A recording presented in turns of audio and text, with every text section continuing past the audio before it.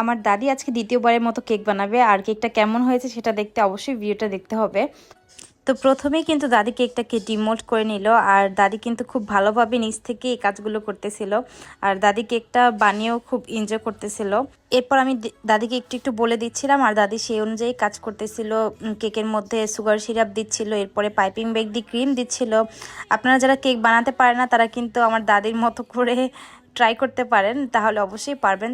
আমার দাদি সবসময়ই আমার কেক বানানোর সময় পাশে দাঁড়িয়ে থাকে আর দেখে, আর সেই থেকেই কিন্তু তার কেক বানানোর আগ্রহটা এসেছে, বা উনি এইভাবেই পারছে। আর দ্বিতীয়বার উপলক্ষে খুব ভালোই পারছে, প্রথমবারও খুব ভালোই পেরেছিল।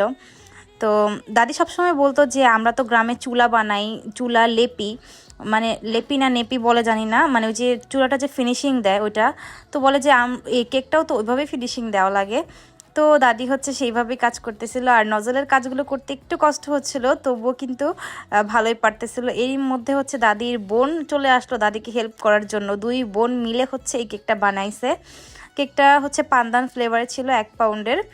তো এই হচ্ছে কেকের ফাইনাল লুক। আর দাদি কেক বানিয়ে বলতেছিল যে সবাই বলবো যে 100 বছরের বুড়ি কেক বানাইতেছে, হাউস কত বুড়ির। তো এই তো কেকটা হচ্ছে আমি কাট করতেছি এখন। কেকটা কেমন হয়েছে আপনারা অবশ্যই কমেন্ট করে জানাবেন। Thank you everyone for watching our video.